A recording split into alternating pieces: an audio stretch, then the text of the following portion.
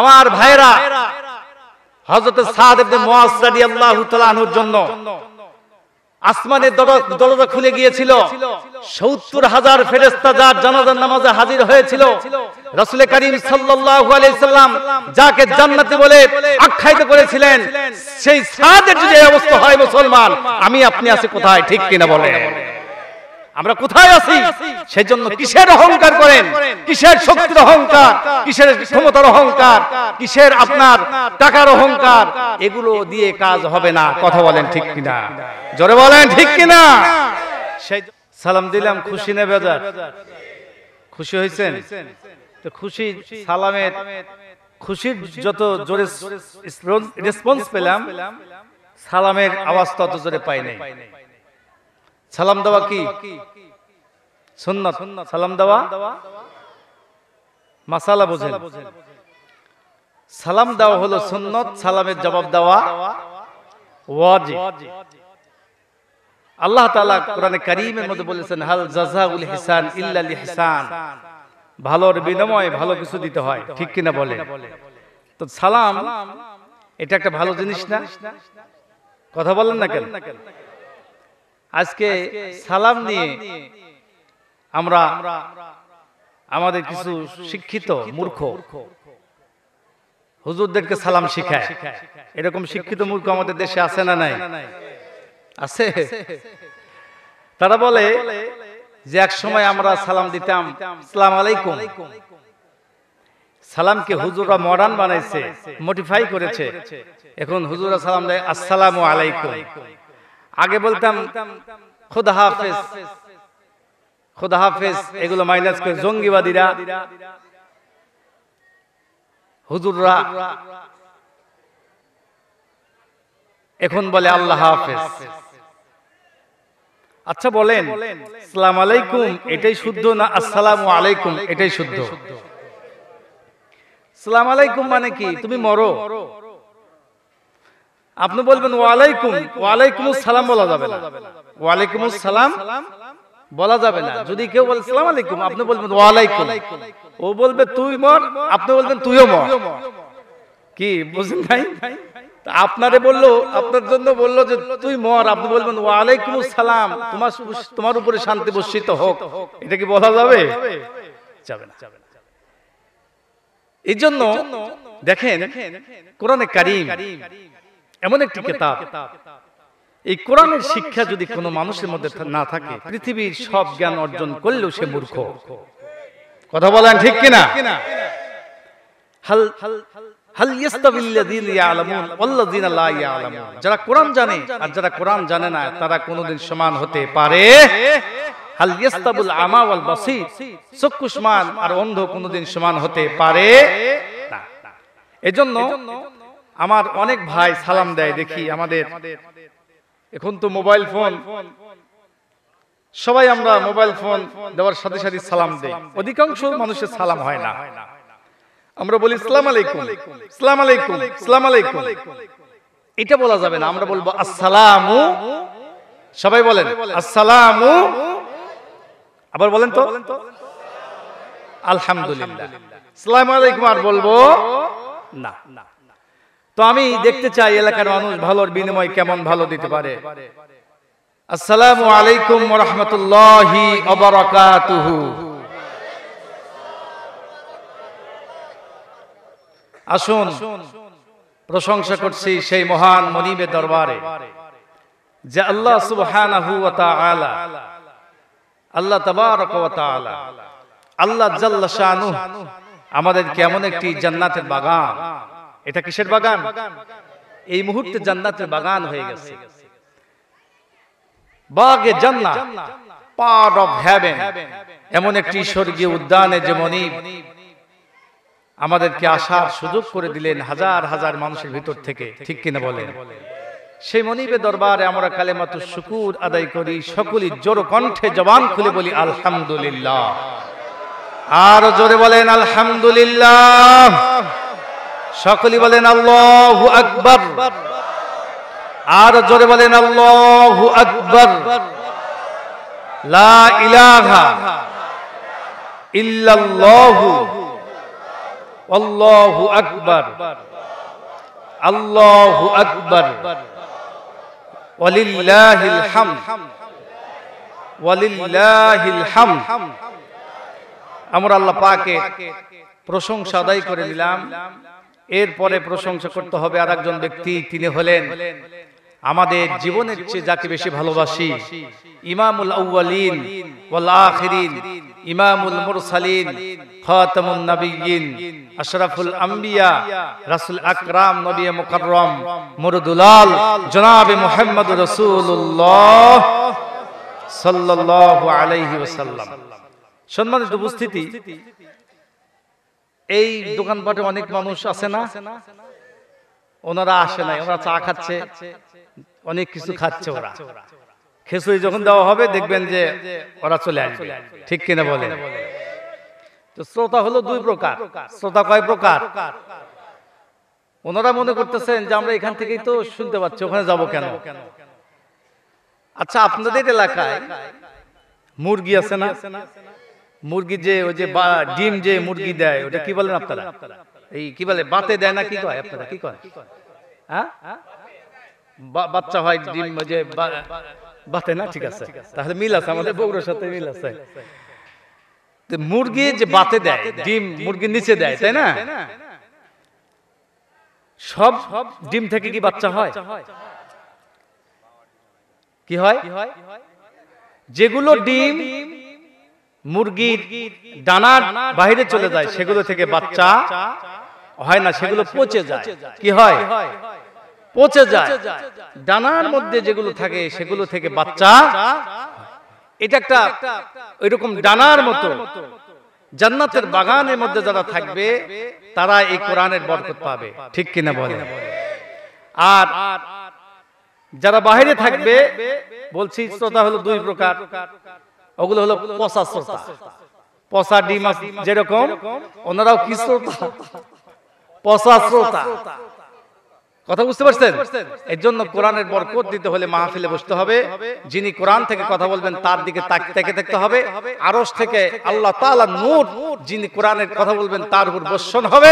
এই নূর শ্রোতাদের মধ্যে চলে যাবে। আল্লাহু আকবার বলে।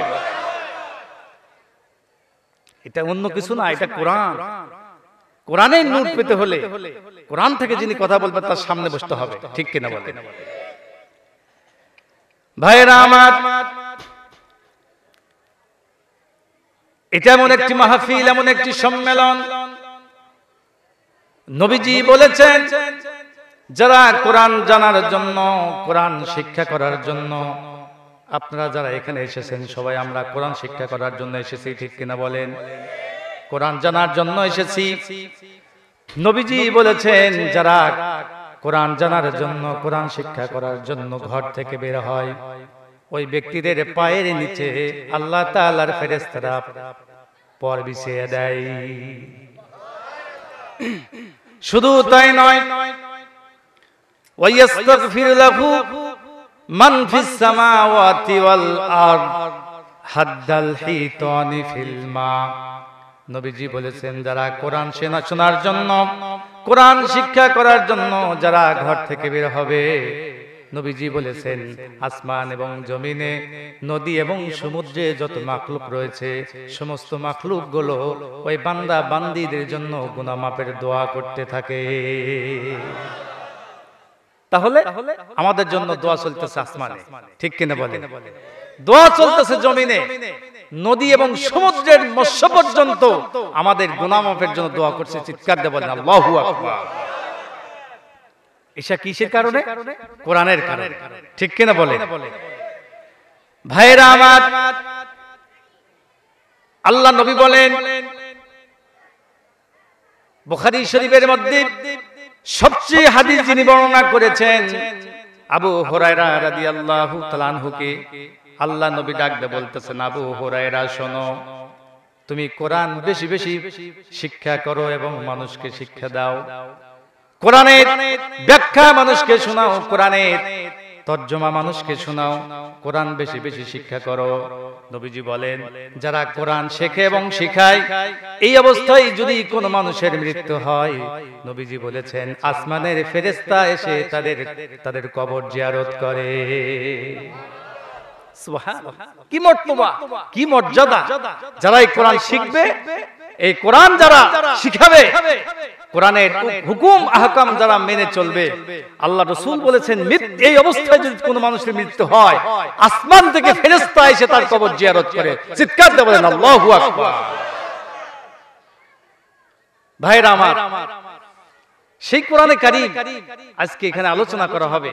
আজকের এই মাহফিলটা যদি কবুল হয়ে যায় তাহলে এটাই নাজাতের জন্য যথেষ্ট হয়ে যাবে, ঠিক কিনা বলেন? কিন্তু আজকে আমরা মুসলমান, বিশেষ করে বাংলাদেশের মুসলমান, কোরআন মানি মরার পরে, কোরআনের মরার আগে না। কিভাবে? আপনাদের এলাকায় করে কিনা জানি না, তবে আমি বগুড়াতে দেখেছি যে লোকটা জীবদ্দশায় যতদিন আল্লাহ তাআলা হায়াত দিলেন, 60, 70, 80 বছর হায়াত দিল, জীবনে কোরআন শিক্ষা করলো না, কোরআনের আসরে বসলো না, কোরআন যারা জানে তাদের সাথে সহবত রাখলো না, এই লোকটা যখন মারা যায়, নামাজ নাই, রোজা নাই, হজ নাই, যাকাত নাই, কিচ্ছু নাই। এই লোকটা মরে যাওয়ার পরে কিছু মানুষ চতুর্দিকে বসে আল্লাহর কোরআন তেলাওয়াত করে। এদেশে আছে? আচ্ছা বলেন, কোরআন কি মরা মানুষের জন্য না জীবিত মানুষের জন্য? কোরআন তো মরা মানুষের জন্য নাজিল হয় নাই, কোরআন নাজিল হয়েছে জীবিত মানুষের জন্য, ঠিক কিনা বলেন? কোরআন নাজিল হয়েছে মানুষকে জাহান্নামের পথ থেকে জান্নাতের পথে নিয়ে যাওয়ার জন্য। আল্লাহ তাআলা কোরআন নামক নূর পৃথিবীতে অবতীর্ণ করেছেন। সুবহানাল্লাহ।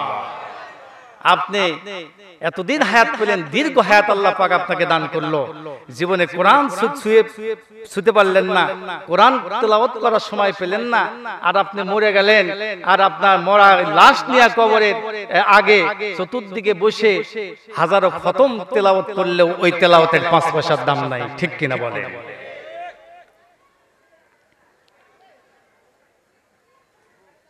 ভাইরা আমার,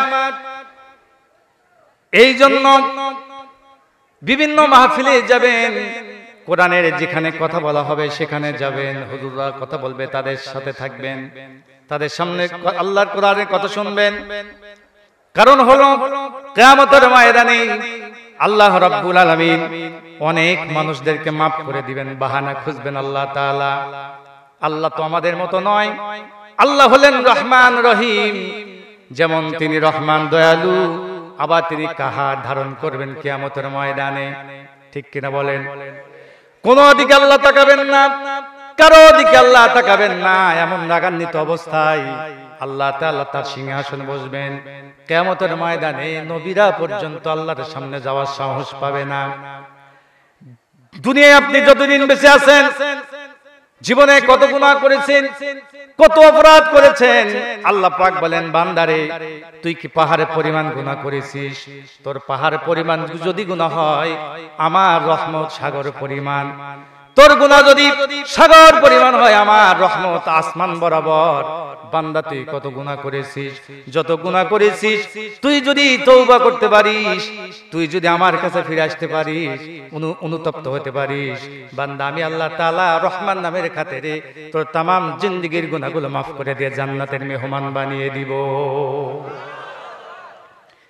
ভাইরা আমার, সেই আল্লাহ কিয়ামতের ময়দানে এমন রাগান্বিত, এমন গুসায় ফেটে পড়বে, আল্লাহ তাআলার সামনে নবী রাসূলগণ যাওয়ার সাহস পাবে না। সেই অবস্থা আমাদের সামনে আছে না নাই? জোরে বলেন, আছে না নাই? এই জন্য কিয়ামতের ময়দানে আল্লাহ তাআলা কিছু মানুষদেরকে maaf করে দিবেন, বাহানা খুঁজবেন। আল্লাহ তাআলা কিয়ামতের ময়দানে কিছু মানুষদেরকে পরিত্রাণ দিয়ে দিবেন, ফেরেশতাদেরকে বলবেন, ফেরেশতারা দেখো তো, আমি কোরআন দুনিয়াতে নাজিল করেছিলাম, আমার কোরআন ওয়ালাদের সঙ্গে এই লোকগুলোর কোনো সহবত আছে কিনা, ভালো সম্পর্ক আছে কিনা, বন্ধুত্ব ছিল কিনা। তদন্ত করে দেখা গেল আলেম ওলামাদের সাথে তাদের কোনো সহবত নাই। আল্লাহ পাক বলবেন, পৃথিবীর কোন হক্কানি আলেমের সহবতে এসে গেছে কিনা, দেখা গেল না, যায় নাই। আল্লাহ পাক বলবেন দেখো তো কোন আলেমকে সে ইনভাইট করেছে কিনা, দাওয়াত দেয়া খাওয়াইছে কিনা, মেহমানদারি করেছে কিনা, দেখা যাবে তাও করে নাই। আল্লাহ পাক ফেরেশতাদেরকে বলবে ফেরেশতারা দেখো তো এই বান্দার আমার কোন হক্কানি আলেমের বাড়ির কাছে বাড়ি কিনা। দেখা যাবে ফেরেশতারা তদন্ত শুরু করে দিবে। তদন্ত করার পরে আল্লাহর কাছে রিপোর্ট পেশ করবে রব্বুল আলামিন, আল্লাহ তোমার একজন হক্কানি আলেমের বাড়ির কাছে তার বাড়ি।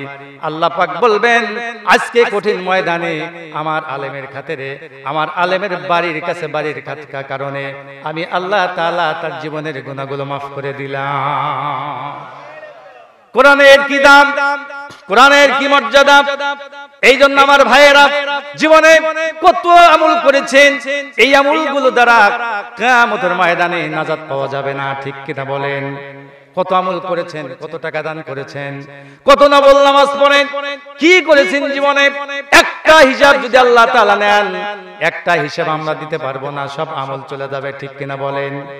এই জন্য আমার ভাইরা সাহাবায়ে কেরামের জীবনের দিকে তাকান। সাহাবায়ে কেরাম আল্লাহ রাসূল যেই সাহাবীকে সাইয়্যিদুল আনসার বললেন, আনসারদের সর্দার বলেছিলেন, এই সাদ ইবনে মুআজ রাদিয়াল্লাহু তাআলা আনহু দুনিয়া থেকে বিদায় হয়ে চলে গেলেন।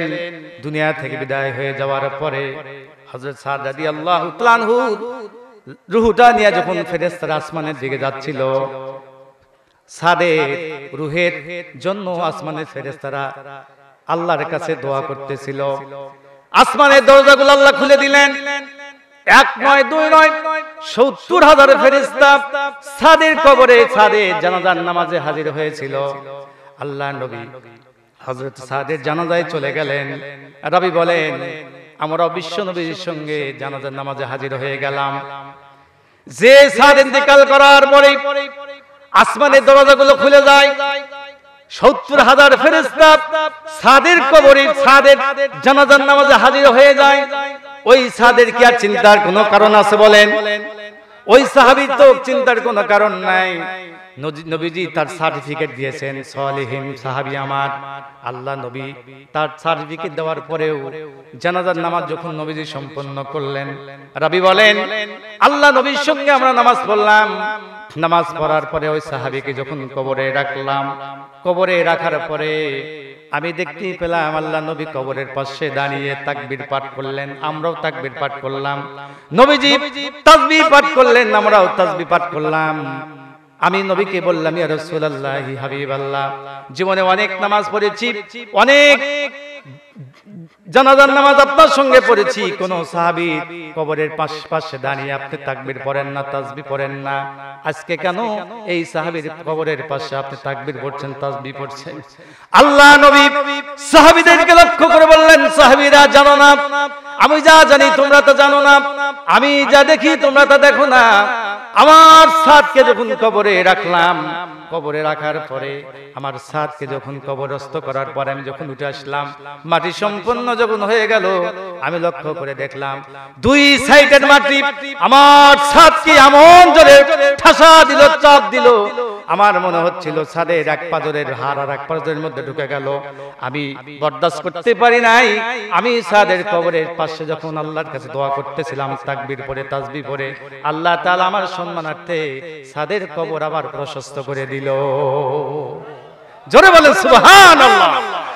আমার ভাইরা, হযরত সাদ ইবনে মুআজ রাদিয়াল্লাহু তাআলা আনহুর জন্য আসমানের দরজা খুলে গিয়েছিল।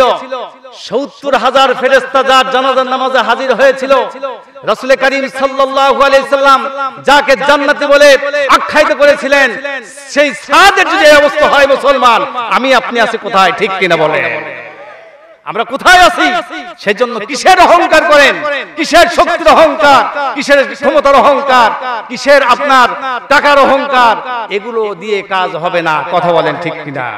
জোরে বলেন ঠিক কিনা? সেই জন্য ভাইয়ের আমার, জীবনে অনেক রাত নষ্ট করেছেন, অনেক সময় নষ্ট করেছেন, ঘন্টার পর ঘন্টা সিনেমা দেখেছেন, ঘন্টার পর ঘন্টা যাত্রা মঞ্চে দাঁড়িয়ে যাত্রা দেখেছেন। আজকে এই রাত্রিতে দুই একটি ঘন্টা কি কোরআনের জন্য দিতে পারবেন? সবাই কি দিতে পারবেন? কারা কারা দিতে পারবেন? দুই হাত তুলে আল্লাহকে দেখান, হাত টান করেন। নারে তাকবীর, নারায়ে তাকবীর, জোরে জোরে জোরে নারায়ে তাকবীর। আল কোরআনের আলো, আল হাদিসের আলো, কোরআন হাদিস যেখানে, আলেম ওলামা যেখানে, স্টার জলসা যেখানে। হাত নামান, আপনারা নাই, মা বোনেরা ঠিকই আছে, ঠিক কিনা বলেন? হায় হায় হায়, কি অবস্থা! বাংলাদেশের মুসলমান মেয়েদেরকে চরিত্র শেষ করে দিল এই স্টার জলসা দেখতে দেখতে। কতজনের বউ হারাইল, ঠিক কিনা বলেন? ভাইরা আমার, যুবক ভাইরা যারা আছো, বিয়ে করে বউকে বোরখা পরায় দিবা, হাতে মোজা দিবা, পায়ে মোজা দেওয়াইবা, পর্দা করবা, জীবনে বউ হারাবে না, ঠিক কিনা বলেন? আর যদি ওই যে ছেড়ে দেওয়া গরুর মতো যদি ছেড়ে দাও, তাহলে তোমার বউ হারানোর সম্ভাবনা আছে। লক্ষ্য করে দেখেন তো, কোন হুজুরের বউ যায় নাকি? খুব কম, দুই চারটা, এটা কাউন্ট চলবে না। কিন্তু আপনি জরিপ করে দেখেন কি অবস্থা সমাজের। কোর্টে যদি যান আপনি আশ্চর্য হয়ে যাবেন, কত মেয়ে পরকীয়া প্রেম করে স্বামীকে মাইনাস করে, বাচ্চাগুলো মাইনাস করে অন্যজনের হাত ধরে চলে যাচ্ছে, ঠিক কিনা বলেন? কারণ কি? কারণ আজকে কোরআন থেকে দূরে যত মানুষ দূরে যাচ্ছে, মানুষের গজব তত তাড়াতাড়ি চলে আসছে, ঠিক কিনা বলেন? এই জন্য সাবধান। স্টার জালসা কি শিখায় জানেন? স্টার জালসা, বলবেন হুজুর আপনি দেখছেন নাকি? না, আমি দেখি, শুনেছি, দেখছেন। স্টার জালসা ভারতের যে চ্যানেলটায়, ভারতের মেয়েদের, ভারতের মুশরিক, এদের চরিত্র বলতে কিচ্ছু নাই, ঠিক কিনা বলেন? কারণ এই ভারতের মেয়েরা, আপনার প্রায় 60% 50% মেয়েরা পরকীয়া প্রেম করে বেড়াইতেছে, স্বামী কিচ্ছু বলে না। ক্রাইম একটা চ্যানেল আছে, এটা দেখবেন আপনারা, কত মেয়েরা পরকীয়া প্রেম করে স্বামীর গলায় ছুরি দিয়ে জব করে জীবন শেষ করে দিয়ে অন্যজনের হাত ধরে চলে যাচ্ছে। এই জন্য ভাইরা, আমরা মুসলমান, আমাদের পরিচয় কি? সবাই বলেন, আমাদের পরিচয় কি? আমাদের পরিচয় মুসলমান। আমাদের পরিচয় আমরা মুশরিক না, আমরা ইহুদি না, আমরা খ্রিস্টান না, সৃষ্টির শ্রেষ্ঠ জাতি মুসলমান, ঠিক কিনা বলেন? আর আমরা বাংলাদেশী, দেশ হিসেবে পরিচয় হলো বাঙালি, ঠিক কিনা বলেন? কিন্তু আমাদের সর্বপ্রথম পরিচয় হলো আমরা মুসলিম, কথা বলেন, ঠিক কিনা? ভাইরা আমার, আসুন ভূমিকা না বাড়িয়ে মূল আলোচনায় প্রবেশ করি। সবাই থাকবেন তো ইনশাআল্লাহ? বলি ইনশাআল্লাহ, আরো জোরে বলি ইনশাআল্লাহ। ইনশাআল্লাহ বলার দরকার আছে না নাই? ইনশাআল্লাহ কাজের শুরুতে না বললে কি বরকত হয়? তাহলে একটা গল্প মনে পড়ে গেল, বলবো? আশরাফ আলী থানভী রাহমাতুল্লাহি আলাইহি কিতাবের মধ্যে লেখেন যে এক আল্লাহর বান্দা হাটে যাচ্ছে গরু কেনার জন্য। কি কেনার জন্য? গরু কেনার জন্য। মনে করেন আপনাদের বড় বাজার, মৌখারা বাজার যাচ্ছে, পকেটে মোটা অঙ্কের টাকা নিয়ে ঘাটে যাবে, কোরবানির গরু কিনবে। তো হাটে গরুহাটি আল্লাহর ওলিরা থাকে। কি সেই ওলির নাম কি? পকেট মার, চোর আছে না নাই? এই ওলিদের কামই হলো মানুষের পকেটের দিকে তাকানো, কার পকেট কত ফোলা, কার পকেট কত উঁচু। তো আল্লাহর বান্দা গেছে হাটে, হাটে যাওয়ার পরে একটা গরু পছন্দ করেছে, দাম দর সব ঠিক করেছে। পকেটে হাত দিয়ে দেখে যে খালি হাত যায় আর থামে না, বুঝলেন নাই? যাই খাই। লোকটা মনে বুঝতে পেরেছে যে আমার পকেট কেটে টাকা আউট করছে, মন টন খারাপ করে তো যাওয়ার সময় হুজুরের সঙ্গে দেখা হয়েছিল। হুজুর বলছিল যে বাবা কোথায় যাও? বলে হুজুর হাটে যাচ্ছি। বলে ইনশাআল্লাহ বলো। ইনশাআল্লাহ বলবো কেন? পকেটে টাকা আছে, হাটে গরু আছে, ইনশাআল্লাহ ইনশাআল্লাহ বলতে পারবো না। এরকম ব্যাককেল মার্কা লোক আছে না নাই? তো হুজুর তর্ক করলেন না, বলছে বাবা তুমি চলে যাও। এবার আল্লাহর বান্দা রওনা দিয়ে দিল।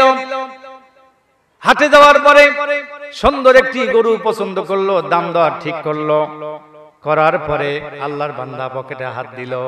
হাত দেওয়ার পরে দেখে হাত যায় আর থামে না, পকেট কেটে টাকা আউট করেছে চোর। মন টন খারাপ করি। গরুওয়ালাকে বলল, গরুওয়ালা আমার পকেটে অনেক টাকা ছিল, চোর তো পকেট কেটে টাকাগুলো নিয়ে গেছে, তোমার গরু আমি কিনতে পারলাম না, ভাই আমাকে মাফ করে দিও। এই বলে যুবক আবার রওনা দিল। রওনা দেওয়ার পরে প্রতিমধ্যে আবার ওই হুজুরের সঙ্গে দেখা হলো। হুজুর বললে, বাবা কোথায় গিয়েছিলা? বলে, বাজারে গিয়েছিলাম। তুমি তো গরু কিনতে গিয়েছিলা, তোমার গরু কই? লোকটি বলল, হুজুর হাটে গিয়েছিলাম ইনশাআল্লাহ। বুঝেন নাই? হুজুর গরু পছন্দ হয়েছিল ইনশাআল্লাহ, পকেটে হাত দিয়ে দেখি হুজুর টাকা নাই ইনশাআল্লাহ। হুজুর দোয়া করবেন আমি যেন সহি সালামতে বাসা পর্যন্ত যেতে পারি ইনশাআল্লাহ। বুঝা দেখলে বলেন তো, এবার হাজারো লক্ষ বার ইনশাআল্লাহ বললে কাজ হবে? জোরে বলেন কাজ হবে।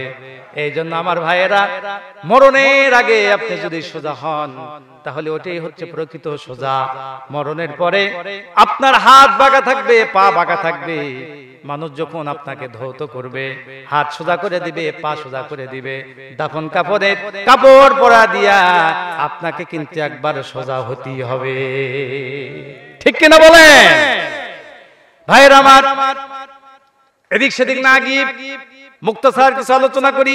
সবাই আমার সঙ্গে পড়েন, আউযু বিল্লাহি মিনাশ শাইতানির রাজিম, বিসমিল্লাহির রাহমানির রাহিম, সুবহানাল্লাযী أسرى بعبده ليلا من المسجد الحرام إلى المسجد الأقصى الذي باركنا حوله لنريه من آياتنا إنه هو السميع العليم।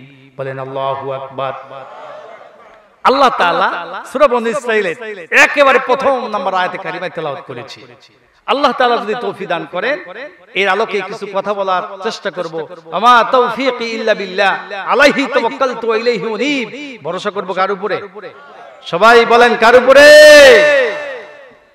এই আয়াতে কারিমাতে আল্লাহ তাআলা বিশ্ব নবী মুহাম্মদুর রাসূলুল্লাহ সাল্লাল্লাহু আলাইহি সাল্লামকে আল্লাহ তাআলা মসজিদ হারাম থেকে মসজিদ আকসা পর্যন্ত ভ্রমণ করিয়েছিলেন এবং মসজিদে আকসা থেকে আরশ আজিম পর্যন্ত আল্লাহ তাআলা ভ্রমণ করেছিলেন। কথা বলেন ঠিক কিনা? এটা কি আপনারা বিশ্বাস করেন? বিশ্বাস হয় আপনাদের? আল্লাহ রাসূল যে আল্লাহ তাআলা বলেছেন, আমি আমার রাসূলকে রাতের কিছু অংশে মসজিদে হারাম থেকে মসজিদ আকসা পর্যন্ত ভ্রমণ করিয়েছিলাম। শুধু মসজিদ হারাম আকসা নয়, আরশ আজিম পর্যন্ত আমি ভ্রমণ করায়া জান্নাত জাহান্নাম দেখাইছিলাম। হুজুর রাসূল করিম সাল্লাল্লাহু আলাইহি সাল্লামের এই ঘটনাকে মেরাজ বলা হয়। ঠিক কিনা বলেন? জোরে বলেন ঠিক কিনা? কিন্তু দুঃখ এবং পরিতাপের বিষয় হলো যে আজকে কিছু শিক্ষিত ভাইয়েরা যারা সায়েন্স নিয়ে টেকনোলজি নিয়ে চিন্তা ফিকির করে, ডিসকাস করে, তারা বলে যে এই বিজ্ঞানিক এই প্রযুক্তির যুগে এটা বিশ্বাস করা যাবে না যে একজন মানুষ আরশ আজিম পর্যন্ত যাওয়া এটা সম্ভব না। কারণ হলো আকাশে আহ্নিক গতি রয়েছে, বার্ষিক গতি রয়েছে, মধ্যাকর্ষণ শক্তি রয়েছে। এই শক্তিগুলো ভেদ করে আরশ আজিম কেন প্রথম আসমানে যাওয়া সম্ভব হবে না। চিৎকার দিয়ে বলেন নাউযুবিল্লাহ।